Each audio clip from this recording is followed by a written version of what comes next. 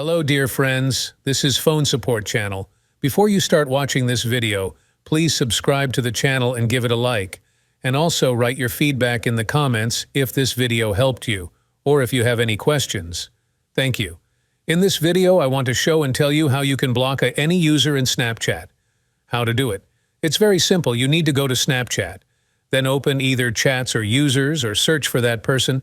Then you click on that account, click three dots in the top right corner, and there's a button. Block. Click. Then again. Block. That user is blocked. So nothing complicated.